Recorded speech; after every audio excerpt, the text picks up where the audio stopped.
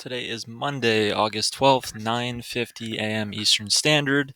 Going to walk through a couple fundamental things I am looking at in the news, and then we'll take a look at the charts and talk through current trades and positions. So, first thing we are looking at is 7 a.m. There was an OPEC meeting, and there was a cut for oil demand growth estimates as China's economy struggles. So, OPEC cuts 2024 oil demand growth. Cartel also lowered 2025 oil demand growth. So, not good for oil when we read these headlines and read through these future forecasts.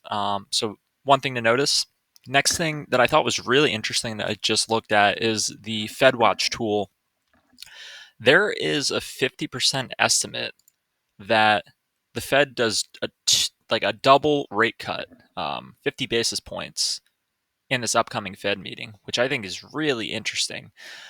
This is we're currently at 525 to 550, 50% chance that we do one rate cut, 49% chance that we do two rate cuts. So I thought that was really interesting. The market's pricing in two rate cuts. I'd be a little bit surprised if there's two rate cuts in September, but I mean, the data is what the data is here. It just, for some reason, it's priced in that there might be two rate cuts. So found that really interesting as well. Other thing to take a look at, earnings whispers. So earnings for this week, key things that stand out to me. Let's see for today. Not too many key stocks. Home Depot on Tuesday. Let's see. Biotech company. Cisco on Wednesday. Dole UBS. Thursday John Deere. So Walmart as well in there. So a couple interesting earnings reports, nothing too crazy that's going to move the market significantly. And then as far as key kind of economic data, we talked about this agricultural report coming out at noon. So I will cover that likely tomorrow to see if we enter any positions, see how those positions end up closing this afternoon. Other things, CPI and PPI this week are going to be big market movers that we're going to look at. So, without further ado, we'll jump over to the charts here and take a quick look. And first thing I noticed this morning, got a couple alerts pinging, was gold and silver both taking off again, which is not surprising to me at all. I don't like the net positioning on gold. Too many speculators are going long, but going into rate cuts, I see gold here probably break into all-time highs again. So, yeah, we're going to just sit here and watch this positioning. I think we are on that next leg of the rally that's probably going to break these all-time highs. Silver, not so much, which is surprising because silver and gold trade very closely together. But if you pull this thing out far enough, I'd have to pull out like maybe a 10-year chart on silver. We are not even close to these all-time highs. So if I go time frame like 10 years, let's see. There's definitely a time frame where we're not. Yeah, these are futures. So this is not going to show probably what I want. There we go. This is silver. Silver all-time high is back in 2011 and has not gotten anywhere close to this since. So I just thought that was interesting. Silver not doing nearly as well as gold, given silver has an industrial component. Gold is more of a safe haven. Other positions I find interesting here, platinum is trading up 2.1% right now. We'd like to go long, but I would like to get a position below 900. I don't like how the positioning is right now. It's not too crowded, and I'm not happy about entering at this price, so we're going to stay out. Palladium is likely going to rotate lower here from 910. I considered a short at 920, but it's just not a trade that I want to be taking right now, so we'll sit out of that one as it starts to rotate lower. Copper's up a little bit. Corn's getting crushed. Oats are neutral on the day. Dollar index, we're trying to get a short, but we need a little bit of a climb higher first. And oil. So the interesting part here, like we talked about, the OPEC meeting where they're cutting demand forecasts. Oil's up 1.6%. Gasoline's up 1.6%. Natural gas is up almost 3%. And if we do a little bit of math right now, so I sent out that trade alert on UGA or gasoline slash crude oil is and the position I entered was crude oil. We're at $78. We entered at 73, so we are up $5. So yeah, we are up $5 and we risked 1.4. We're up over 3.5 times the risk of what we were going to risk here on crude oil. So this so far is a huge winning position here. We're likely going to continue to hold this right now. Just a huge winner. So happy for anybody that took that trade. They are well in profit here. We're in profit by about $5,000. So really good trade there on crude so far. Bitcoin getting crushed right now to open the market. Let's see what else. Australian dollar has actually been reversing really well. I kind of wish I held the position when I got stopped out and then bought the trailing stop and then we headed back up here. That would have been a really nice but lucky move. British pound is kind of neutral on the day. I'm hoping we start to get rejected, below this trend line, this resistance line here. I would like to see that play out. I do think we're still very much short here, but this position has looked like it's starting to reverse. But we are running into another trend line here that should push us down a bit. We're at the 618 Fibonacci, which is where we started to find all of this key resistance here. So we'll see how that plays out.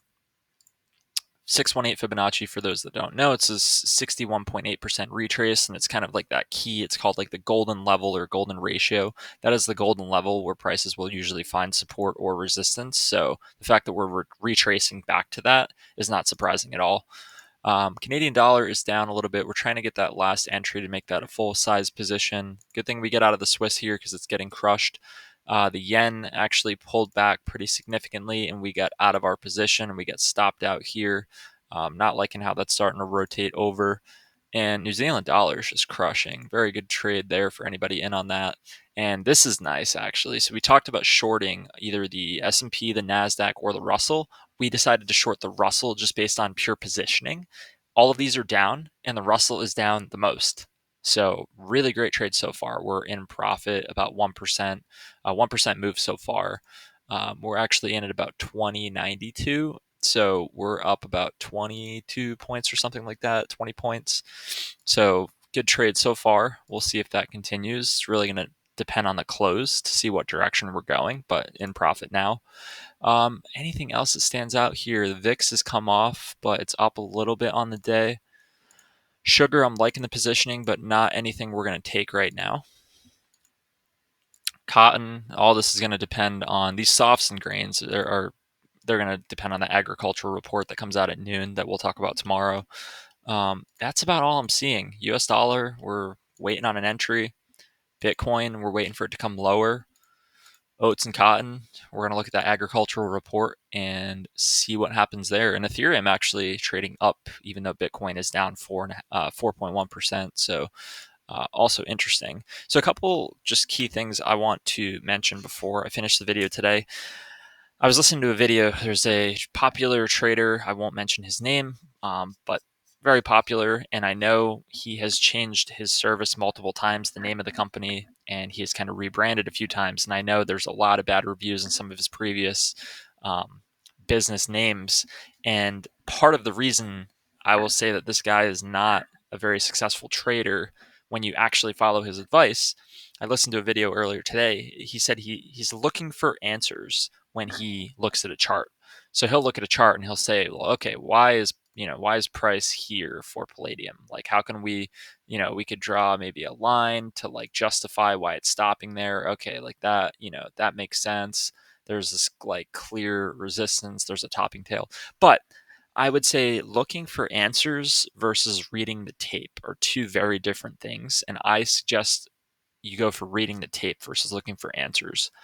Looking for answers has a bias. I come in here and I say, I want palladium. I want palladium at this price. I think palladium is going, this is platinum. I think platinum's going in this direction for this reason. And looking for answers has an emotional bias. And you have to remember a lot of times you're going to be wrong with trading. So you don't want to look for answers. You want to read the tape. If this is what platinum does and it reverses off of here, then maybe, okay, there's a potential trend line there that is acting as key resistance. We're not looking for answers. We're just reading the tape and then following the tape. So if platinum gets rejected here, if we read that platinum is overly crowded on the long side, the price comes off, we might look to go long. the price does come off and a lot of people start shorting it. So it's not about looking for answers. It's about just reading the tape and reading, the market is what it is. Like whatever I think is going to happen doesn't matter. What matters is just how the market plays out. So don't look for answers. The other thing I will say, and this is another thing that this famous trader does that's a big mistake, is the Martingale strategy. It's a very popular betting system where essentially every time you lose, you double your bets until you win. And the only downside with this is every trade, every time you take a trade, just because you've been wrong the past 6 times, that doesn't mean the seventh time you're more likely to win. You still have the same equal probability of being right or wrong. So if you have a 40% win rate and 60% loss rate, it doesn't matter if you keep doubling your bet thinking, oh, I've lost the past 6, I have to win the next, the seventh one. There's good probabilities. That's not how it works. Probabilities are exactly the same and they're independent for every single trade.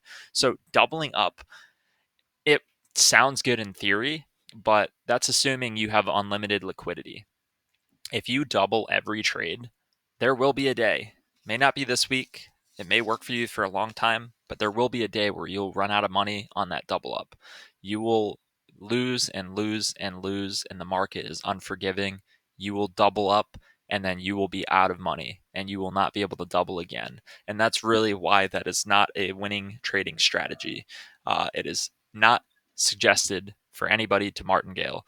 If you are in on a position and it goes lower, that is probably not an indication for you to buy at cheaper prices. It's probably an indication that you're just wrong on that trade and you should get out when your stop gets hit. Don't double up on your losses. It's something I did early on. I thought, oh, I'll get better prices here. It's just get in with your full position is something that I've started to do. Just get in your full position up front at the price you want, and then you're either going to be right or you're going to be wrong. And if you're wrong, get out early. If you're right, let it run. So do not double up on trades. Martingale strategy, it's Martingale. I do not suggest the Martingale strategy. It is not something you should do in trading. It's something that I see these like quote unquote pro traders doing, and it's just a really, really bad strategy that won't work if unless you have unlimited liquidity and we're talking about a bubble where you can always double until you win and then walk away. It's just never going to work. It doesn't work in the real world. So just something I wanted to throw out there as a trading lesson. Hope you guys find it helpful, and we'll talk again tomorrow with the next trading report. Thanks.